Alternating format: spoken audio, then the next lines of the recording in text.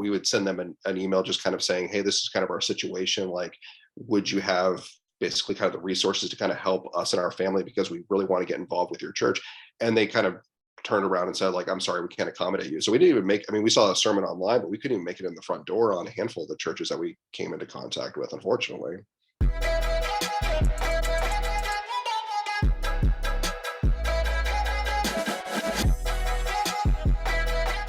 Hey, what's up? Hello. Oh my gosh, I'm super excited. Are you? Yeah. Are you for real? Oh, for real. Like, for Could it real. Be because we actually know these guests? Yes. Yes. That's always nice. That's always cool. It's actually cool to actually sit down and see them again for after so long. Yes. You know, you get the text, you get all the emails or whatever that goes on, the communication, and not by me, but by you. But you hear all the stories and everything that's going on, and it's just really cool to be able to come in and sit down with people that you know you can chop it up with, that you can be comfortable with. We are in the season of breaks and builds, and tonight we're gonna enter into an area that isn't very talked about. Right. I think that sometimes it's actually put to the side a little bit because I think maybe there could be some uncomfortability. Oh, there's that word again. I know. My Shay loves his favorite words. By the way, it's in the dictionary. Even I don't care if you don't agree with it. It's in the dictionary. Go look it up. But anyways, but it's one of those conversations and those topics but it is something in the church that needs to be addressed, worked on, improved, or maybe shined on. Yeah. Because there's churches that are getting it right and there's churches that are getting it wrong. And when I was thinking of this episode, Philippians 1-4 came right into my mind. Therefore, if there's any consolation in Christ, if any comfort of love, if any fellowship of the Spirit, if any affection and mercy, fulfill my joy by being like-minded, same love, being of one accord, of one mind. Let nothing be done through selfish ambition or conceit, but in lowliness of mind, let each esteem others better than himself. Let each of you look not only for his own interests, but also for the interest of others. And that is where we're going to land in this episode. Yeah, I think when we think about serving the saints and meeting the needs of the saints, we might think of very practical things that we can do, pray for one another, maybe financially help somebody out in a tight pinch.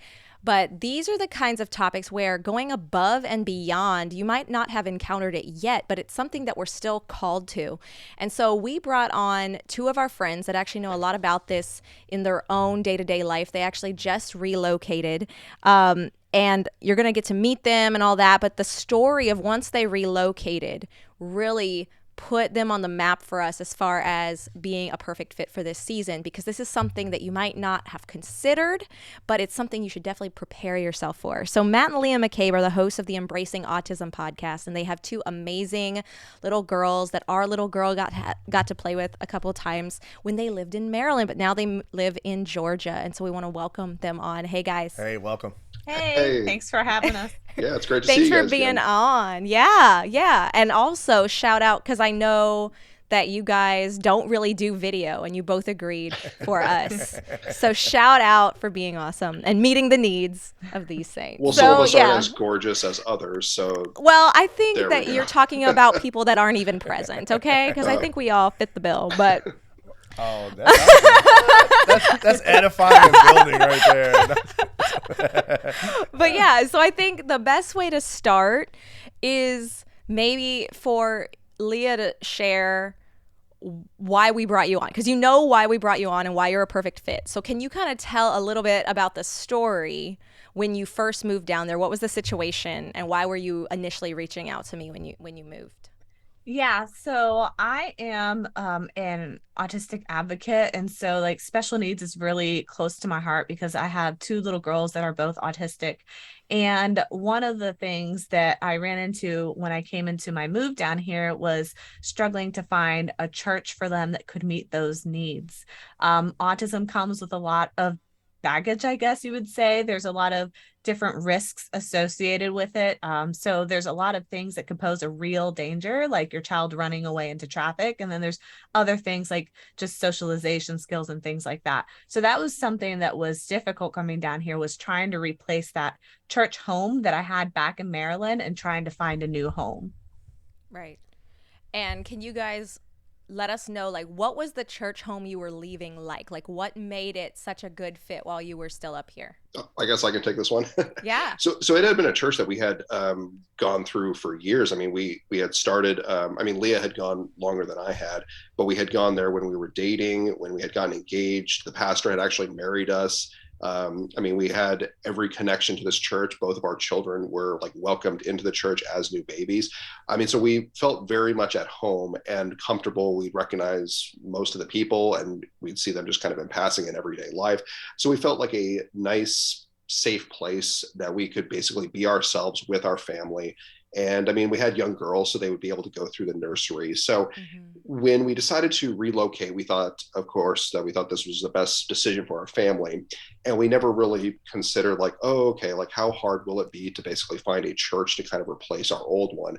And then we didn't realize basically what we had built with the other church. And then you're starting over from scratch to try and find something else that meets that void in your life. So that was, I mean, a bigger struggle than we thought we would have to find in relocating.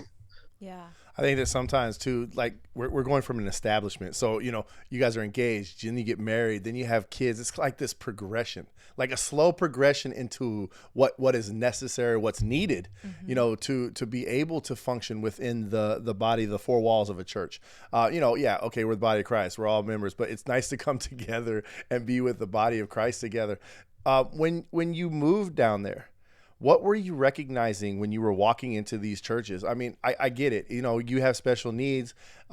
Obviously, probably some of them didn't have programs for that or didn't understand the programs for that, or maybe they had the programs for that. What was it like when you walked into the first couple of churches or the churches? Did they have it? Did they not have it? What could they improve? Honestly, what we did initially was scope them out virtually. The one good thing that came from COVID is now you have really easy digital access to sermons like around the world. Right. So we actually, because we thought it'd be easier for our girls, we first scoped out the sermon to make sure that it was a church that we felt aligned with. And so after we did that, we would reach out to the church. So I would look up on social media, their email information, and I'd try to contact the church and ask them the important questions of like, do you have certain accommodations? Do you have anybody there who's trained to be able to support these needs? Would it be okay? How would you handle a situation like if my child were to have an autistic meltdown, things like that? And so when I was reaching out for that information, I just kept getting back the message of we're not currently equipped to support these needs. We don't really have the tools at the moment to be able to do that. So that resulted in us kind of like hopping from church to church, just trying to see if we could find somebody who could. And it actually goes even further than that. So, I mean, your question was as far as us hopping from church to church, there were churches we saw the online sermon. We're like, oh, this is a great fit. They kind of are in line with where we're at. But we didn't even make it through the front door. We would send them an email just kind of saying, hey, this is kind of our situation. Like, would you have basically kind of the resources to kind of help us and our family because we really want to get involved with your church? And they kind of turned around and said, like, I'm sorry, we can't accommodate you. So we didn't even we saw a sermon online, but we couldn't even make it in the front door on a handful of the churches that we came into contact with, unfortunately. Yeah. And I also remember when you reached out, you were talking about, some of the theology was even, talking about illness and sickness in such a way that it's considered like demonic possession to even have autism, let alone just be sick with a cold or something. And there were, so it wasn't just the ones who are like, sorry, we don't have this, but there were other ones who the content of their sermons and the content of their theology was kind of, pushing your family, isolating it. Questionable. Yeah. Yeah, there was a church that was right near to where we live, and we would see it all the time passing our home, and we're like, man, that would be so convenient because it's like 5 minutes from our house. So we looked into that one, and when I was communicating with them and then getting information, and you go on the website and they show you what they believe in and stuff, they basically had in there that things like disabilities and stuff like that were seen as kind of like the consequence to sin, essentially. So like if I had an autistic child, it was because either I sinned or my child sinned or something like that. Right. Which to me, it's a neurodevelopmental disorder. It means you're born with it, it's in your DNA. So it's like virtually impossible. Right. So that was one of the things that I kind of struggled with that church. Luckily it was just the one that was that way. the rest of them was mostly primarily an issue of not being equipped to meet those needs. So then on some of those, because I mean, this is your advocate. I mean, like, I know because, I've heard about the programs that you're putting together, how you go in front of school boards, how you go in front of, like, I mean, you're out there. I love it. I love that you're advocating for the children. You're advocating for the special needs. Is that okay to say that? Is that a good one? Is that a safe word? Because I want to make sure it's a safe word. That's how we use Depends it. who you ask. It is with me. Okay. But special needs, for special needs children. So when you got these emails, because let's just be real. I feel like, and coming from headship and leadership position, of course, we're fortunate enough to have a church that has a pastor's wife who has a special needs child. And so, like, anyone who walks through the front door, she's like, I've got it. I'll handle it. We got this. And we'll figure it out. We'll figure out what needs to happen. Did you ever chime back to them and say, hey, look, can we look at your programs? Can we kind of like break this down and figure out how you could be equipped for that in the future? I actually did. And so I am very much involved in that. I've even looked into certain special needs ministry programs that are specifically for churches. And I have offered that to some churches. So what I've gotten back is a mixed bag. The church we ultimately landed in has been receptive to that. But sometimes what we hear in response as well is that there aren't enough kids out there that they feel like is worth the investment essentially at that time, because it would be like a lot of training or finances or whatever it may be to accommodate like one or two kids. But my argument with that has always been that I feel personally the reason is because those programs are in place. So if you did put those programs in place and you advertise them on your website, social media, you would naturally attract those families that are currently displaced, essentially. They're kind of like religious refugees, if you would say. Right. And that kind of takes me back to Philippians 2:4, where it says, let each of you look out not only for his own interest, but also for the interests of others. And see, all throughout the Bible, you see this. Jesus, okay, you walk up, his disciples like, the kids, and Jesus like, hold up, no, these kids, come on in. Right. And so I kind of have a problem with hearing these kind of things, saying that like there's this wall that gets put up. I don't know. Maybe it just doesn't fit our program right now. I think that we should all have this active interest in seeing what we can do. Now, granted, let me tell you something. Coming from a very small church, we have to outsource programs. But we find programs. It's like, okay, we don't have enough youth. In fact, we have two families that have the most youth, and one goes to a whole different church for a youth group, and the other one goes to a whole different church. And then we have one local place where we meet together for the need, right? And I know that some churches probably can't accommodate this in certain ways, but there should be some way or some form where they can link these churches together and say, okay, hold up. If you get a special needs family that comes in, you can bounce them to us. I think we got to stop holding up the wall and saying, okay, it's got to be my church you come to, and then not offer nothing. Or you can say, okay, hold on, theologically, we agree. Hey, this church across town, man, okay, they're preaching the word. Let's build a network so that we can get families to these churches that can accommodate. And we do understand, I mean, the struggle that these churches go through as far as with not having the resources and such, because Lee and I have had this conversation multiple times. So, I mean, both of our girls are autistic. If we were to babysit one of their classmates who's also autistic, and all the parent was to say is, oh, my son is autistic, that would tell us absolutely nothing about that individual, because every autistic child is different. Their sensory needs could be the complete opposite of what both of our girls are. I mean, our girls are very different with their sensory needs as well. So even if we were to tell and go through to the church, letting them know, like, our girls are autistic, that doesn't tell them anything. And this is, I mean, just one of, I mean, a handful of other invisible diagnoses that they might have to contend with. So, I mean, we understand that they kind of are facing a difficult challenge. I think for us, we were more so looking primarily for patience and just kind of compassion. That's really, I mean, what we needed kind of at that time to kind of help us kind of shift into kind of getting our family kind of a new church, a new foundation to start to build on. And then from there, I mean, obviously we would assist with additional resources if they needed any, as far as any type of specific training or assistance with our girls in particular.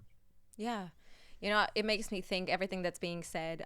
There's several kind of roots I see, all kind of, you can't necessarily point at any given church and label what the deal was with the way that they handled it, but there's a few things I see that might be relevant for any given one. One is a lack of faith, and I know that's like a punch to the gut because I went straight out with that one. But when I think about Philippians, so Shay went to Philippians 1, but in Philippians 4:19 it says, "And my God will supply every need of yours according to his riches in glory in Christ Jesus." Now people use that for prosperity, like, you know, my need is a Ferrari, my need is a Tesla, my need is whatever. But he's like practical needs, like your children being able to be accommodated in a place. You know, this also, when it comes down to a lack of faith, there's a presence of fear oftentimes.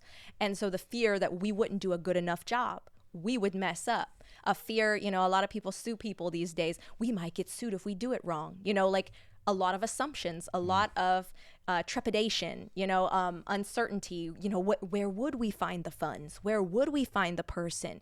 And not falling back on, you know, the Lord will provide. This is a family in need. The Lord will provide. We can do something, you know? So I think there's that. And then the other thing that sticks out is that, yeah, at least in America and maybe a few other countries, you know, the church is treated to a degree like a business. And one of the things businesses do really well, if they are doing well, is to analyze their ROI, or their return on investment. And they're like, what's the return on investment? And it's not necessarily unwise for a church to do that if they're incorporating spiritual return on investment, which would redefine what success even looks like. But when they are only doing it based on the budget, then things fall apart real quick. And so I kind of see both of those warring in some of the churches, at least, that replied to you. This doubt that they could do it, maybe like, you know, kind of like a mass self-esteem issue, like we couldn't manage. But also, you know, there's too few people. That's a lot of work for just a few. And yet, isn't that literally the whole point?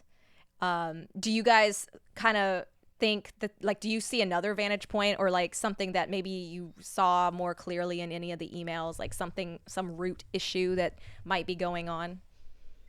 It honestly seemed to me kind of like a fear of not really knowing what to do, Yeah. and not really having a place or a plan, for example. Yeah. One of the things that I noticed, for example, was that when we were looking at those larger mega church type of churches, they would have the resources. They would Right. have special needs rooms and everything. Right. The problem with that is when it comes to autism specifically as a disability, that's an area you don't want to go. You want to go to a smaller, quieter church where there aren't a lot of crowds, there aren't a lot of noise and lights and chaos going on. You want the small, quiet church.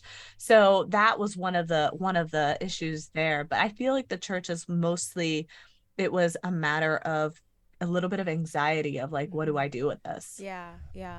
But on a positive note, I Yeah. think you kind of hit the nail right on the head as far as like God will provide.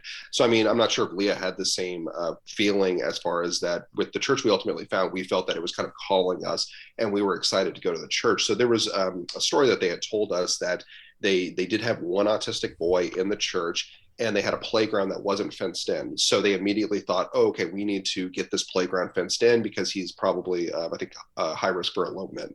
So they brought out the contractor, had him kind of survey, to try and get an estimate of what it would cost.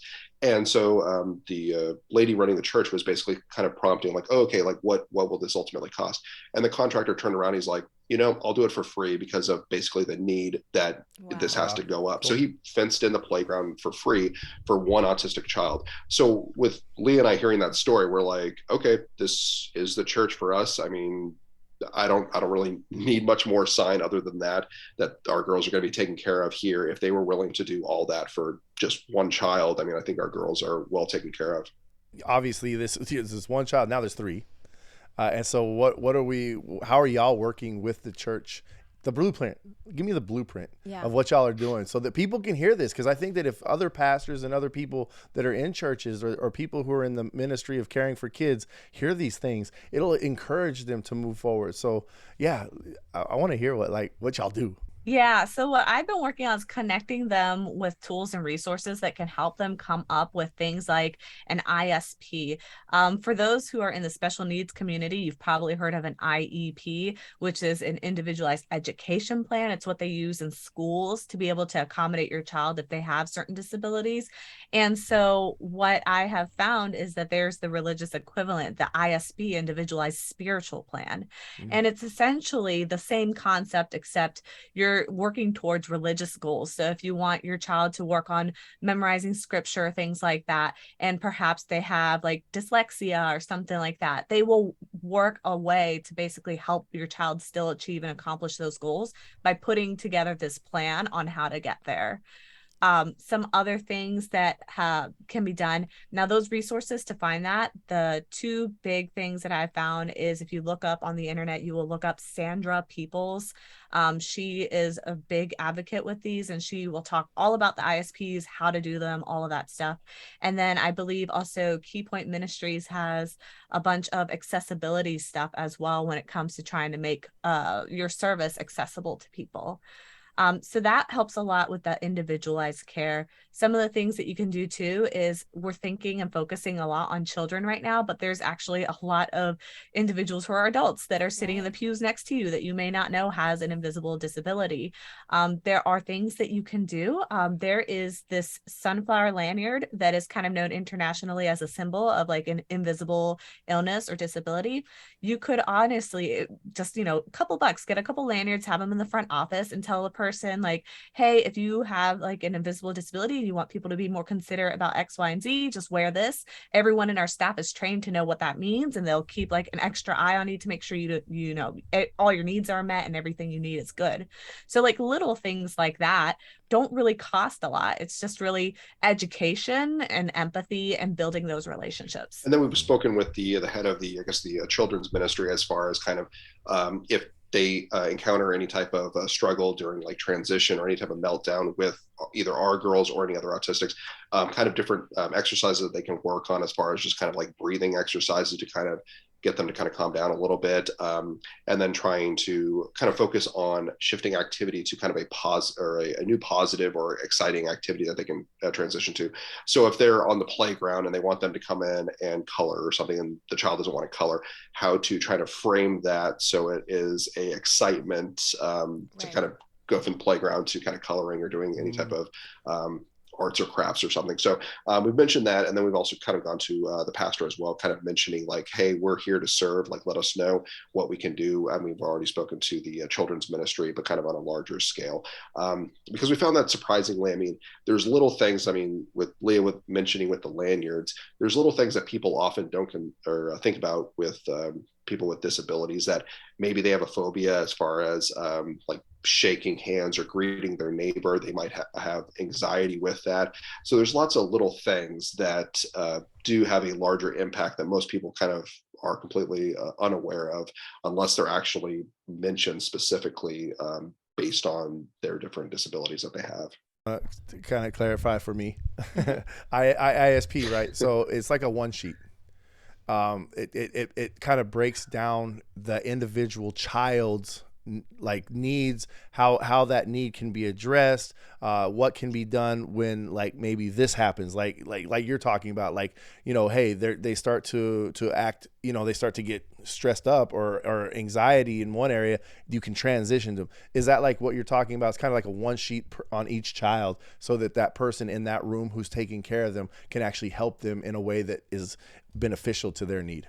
It's kind of a combo. So it's that, but it also includes individualized goals that you want that child to accomplish. And then it has a laid out action plan of, okay, how can we accommodate so that we know that this kid is meeting these goals?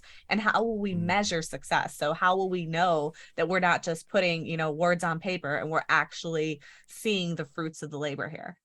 I think that I definitely want to commend all the churches for being straight up right. honest, right? Because even if right. even if I mean, it's not the best answer, honesty is a good thing, right? And I think that the honesty, like, we lack this right now. It can be very quickly followed up. There's like this helpless feel you may feel, or discouragement. You just kind of, it's uncomfortable. You might want to just quickly like say, God will send them to another place. But there are things, it seems, that are just beneficial to invest in as an individual believer. And this is why I say individual, because this season is about the church at large, but each individual is a member of the church.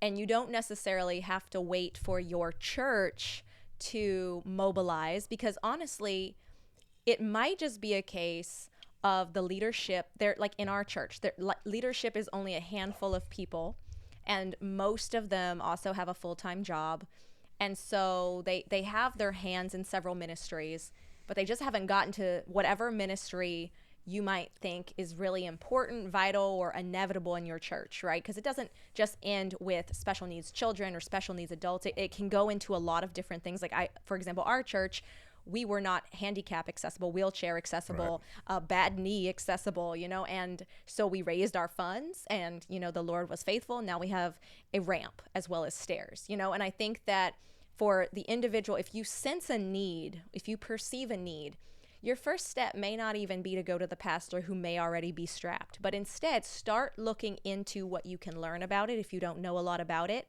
Think about how you can put together, simplify or distill down some resources so that you can relay information. Right. You can prayerfully ask God, who should I go to in my congregation that isn't in leadership yet that might care about this? Because I think one thing I've learned from Shay is that one of the most encouraging things you can see in any organization is a group of people or even an individual who has noticed a hole, a lacking, a problem, and they've started figuring out a potential solution for it. And so they don't just bring you a problem, they bring you a problem and a proposed solution to it.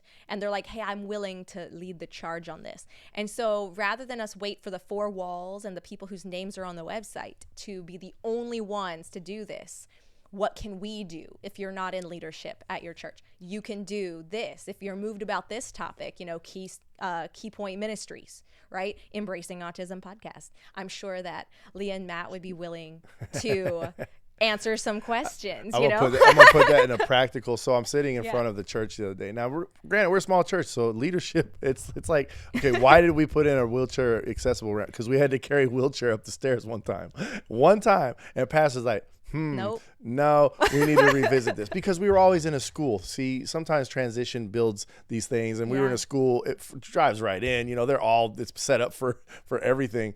And then you see this need. So then the other day, I'm sitting out in front of the church, and I'm starting a teen ministry, right? And then somebody goes, "Well, what about the 12-year-olds and under?" And I said, "So you mean like 9 to 12, like 9 to 12 years old?" And they're like, "Yeah." And I said, "Isn't your kid 12?" Like, you see what I'm saying? It's like sometimes we have to, and on that note, so I'm going to ask you guys another question on this, because I think I think that you guys could be a powerhouse in establishing a program still in the churches who said they weren't equipped.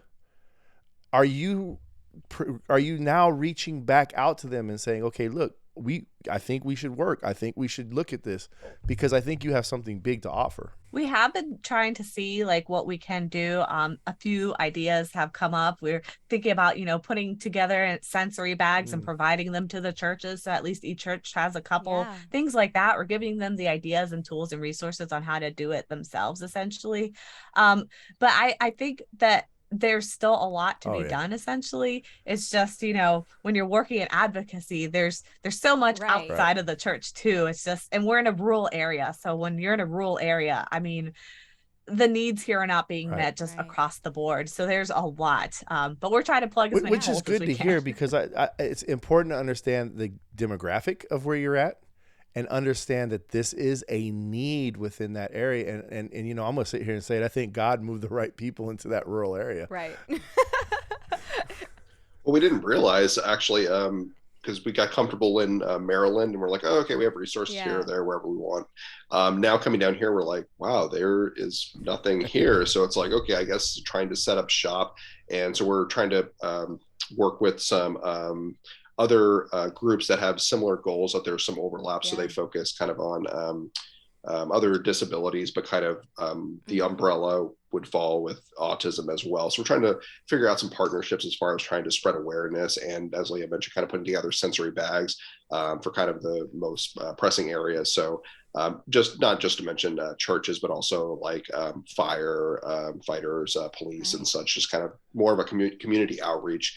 So we kind of hit multiple points at the same time, and hopefully kind of get a little bit more resources to the places that need them the most. That's important. Yeah, I think important. I don't think it always has to start in the church. I think yeah, that I absolutely. think we start in the community, because who's the church supposed to serve?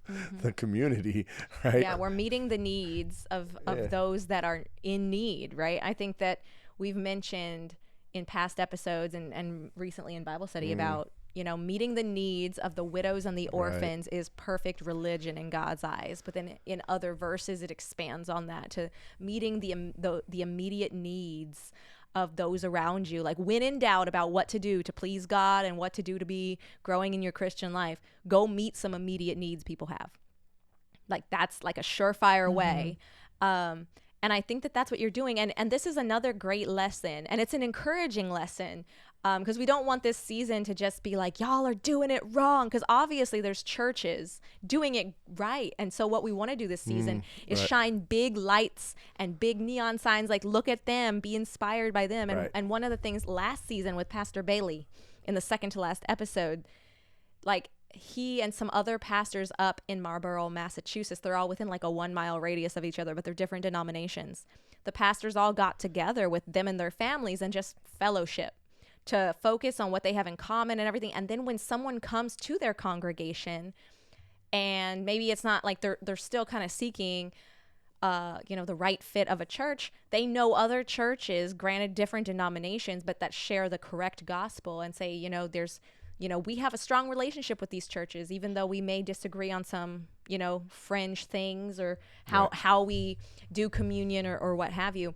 And I think that that's something, what you're doing with the police stations, firefighters, local groups, trying to establish community and build a community that can meet these needs.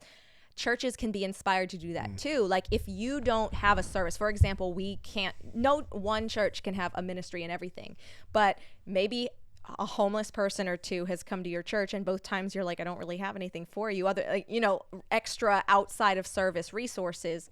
But maybe if you reach out and start focusing on getting to know other Christians in the community, you might know of another church equipped to help homelessness, or equipped to help addiction. And in y'all's case, like, other churches getting to know that your church has already brought in 3 people, and has people that just come to church that have a wealth of knowledge in this area, so that it becomes a community where, we aren't the best fit right now. We're working on it, but if you're welcome to stay here and help us build it. But there's also a church, that's a little more established in this area to go to.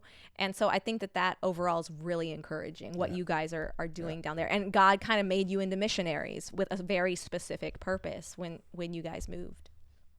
And I would say, honestly, when it comes to accommodating these needs, the most important things are free. And those are compassion, patience, understanding. Like, just have those 3 things, and you're already well on your way to making your church special needs friendly. And we did realize after the fact, there are a lot of churches that do have these programs, but they don't advertise them. So, like, shine that beacon so that all these families can find you if you feel like you do have those. I know that one mom, Kalia, not special needs, but Kalia was like ballistic, did not want to go to Sunday school. Like, no, it is the worst case ever. Well, this lady who's had 7 kids, she goes, Miss Monica, hi. Shout and out. 3 of her children have of special her needs. Yeah, 3 of her children needs. have optical needs. And she just said, you know what? I'll take her in there and I'll work with her. And took her on as a project. That's what we're talking about, right? That's what we're talking about. It's just that loving the children, loving the body of Christ, loving Jesus enough to sit there and say, okay, look, I'm going to put myself aside. I'm going to serve my Savior. And so I love hearing all this. I really do. I think it's exciting. I don't think that we're beating anyone up, except for maybe the church that says it's a sin, something you did in sin. I'm like, okay, that's ridiculous. There's literally a whole story in the Bible broken, that says that's not broken. What it is. now look, if you take everything evil and everything bad back to the garden and the initial sin, I'll sit there and be like, right. I mean, right. Like, you know, everything fine, imperfect is 'cause of fine, sin. but But oh, good Lord, y'all are broken. I'm sorry. This is a season of breaks and bills. Y'all are broken. Hello, if you hear me, Yeah. seriously, let's rethink this and start working with these families. Yeah. Oh my gosh. And I think I just want to Yeah, chime yeah. in real quick. I'm also not sure if it's also a little bit fear of the Right. unknown. So Right. if you haven't come into contact with anyone who's autistic and they're having a meltdown, you yourself might feel uncomfortable. Okay, what do I do? I don't want to make this worse. I don't know what Yeah. exactly to do. And I think that, I mean, that is something that, I mean, where compassion and patience kind of come around. I mean, Lee and I never get, I mean, everything 100% correct. I mean, our girls sometimes they get upset and we can't, I mean, keep them happy all the time. I mean, I gave both our girls some popcorn this evening, and one of them had a different bowl, and she was not happy with that one. But I think it's, you have to get past kind of the fear of the unknown about how to work with someone with disabilities. And I think once you kind of take that step and kind of not perceive them as kind of like other, oh, I don't know how to work with you or deal with you, and you kind of are like, okay, I'm here, open arms, like let's figure this out together. I think that that's kind of a huge changing moment just in Yeah. general. Yeah, kind of being willing. You know, I think that willingness and just being kind of open and accommodating to God kind of shaking your life up a little, like that's kind of the thing. It's a Christian goal to be okay with him shaking your life up and breaking some things to build you more for his usefulness and his glory. Like, for example, that mom that helped us out is one of our closest friends in the church now. But, you know, she was missing sermons, right? Her little routine, it's not little, like I don't want to sound patronizing, but, you know, her routine was broken up in favor of servitude of one child. And that meant she needed to go back later, find more time in her day to listen and catch up on that sermon she missed, or else not get a sermon that week. But yet, in some way, I can't pinpoint all the ways, but it built me, because I had been praying, and literally the next day I found out she had felt impressed in her heart to reach out to our family and meet this need. And that story, what she did, has convicted other people to realize missing the Sunday sermon because you just don't feel like it is different than missing the Sunday sermon to go serve and meet someone's need. God, you know, it's the heart issue behind that. And so I think that these kind of situations, like preparing yourself for that, expecting that new types of servitude can break you in new ways, but it will build you up stronger. And the stories and ripple effects of that are so encouraging. So, but before we close this out, I wanted to give you guys an opportunity to share how people can connect with you, reach out to you. All that will be in the show notes as well. Yeah, so as you mentioned, we're the hosts of the Embracing Autism podcast. That's a podcast specifically for parents who have found out that their kids are autistic, and we kind of hold your hand through that journey and give you the guidance that you need, the resources that you need. You can also find our charity initiative, Autism Wish, on our website, which is autismwish.org. We're also on Facebook, Instagram, and Twitter at Autism Wish. And you can find information and a plethora of resources there. Again, if your child's autistic, great place to go. I love that. Isn't it nice having wives that can rattle off all that stuff? I was going to say, hopefully Leah remembers it all. I mean, I've got the podcast. I don't even. I tried it one time, and she was like, "What are you doing?" Gosh. But no, hey, look, seriously, y'all, all of our listeners and the people that might hear this, run across this, or see this, look. Maybe we are ill-equipped. Maybe we feel like that. Maybe we feel like, oh man, I don't know even how to handle this, where to start with this, or whatever it is. We got to remember one thing: we have God, and He says there is no fear when we're there, and He says that He will give us everything that we need in His circumstance. And I know that He wants to take care of children. That is why I'm saying it so boldly. He will give us what we need. He will give us the capacity to be in these situations. And man, I just want to say thank you to you guys for coming on and sharing with us, because it's awesome. Plus, you know, it's cool to see you guys. It's been a long time. I know. We need to come down or something. Yes. But I think that this has definitely made me think of things, Right. you know, being in leadership and things that maybe we need to look at and things that we need to maybe adjust or even like maybe shine a light on. I like what you said. I really do. Like, they have these things, but they don't shine the light on it. Imagine if they would just add one. She designs. It's like all Me you have and to Leah do. both work in websites. It's like I'm gonna know, make right? this sound so simple, brother. Like, this is us. Poop, and then there's a little page I mean, there that depending says on the website, right. it is that simple. right. And so you could and you could throw. Well, you designed our logo, Right. so I mean, Shout you're out already to that, connected right? with us. So yeah. Right. But pastors and children's ministry leaders and parents, Yes. look, shine a light on this. Be active. Don't get discouraged. You know, as long as you don't hear I'm gonna say it again. As long as you don't hear the person say it's, you know, but from the website, well, this comes from your own sin. Okay, you can walk away from that one. But from the other ones, look, go in there hey, let's work on this. Let's do something with this. Sometimes staff is overwhelmed. Sometimes pastoral leadership is overwhelmed. Maybe it's time for some of the parents to come up in their churches and say, okay, let's do something here. Yes. Let's do something amazing. Yes.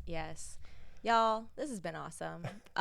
If you guys out there are really inspired, hit us up, Yes. hit Lee and Matt up. All of us are willing to help connect you with the resources or, you know, pray with you, meet all those needs. If you guys have been inspired with this episode, make sure to share it with somebody that you think would be encouraged and inspired to make something happen in their local church because of this episode. And then also, we are on Patreon, so make sure to go to patreon.com/thepantrypodcast to help us fund our ministry, as well as the need that we help meet out in Kisumu, Kenya with their food pantry. So until next time, Bye. bye. Bye. Bye.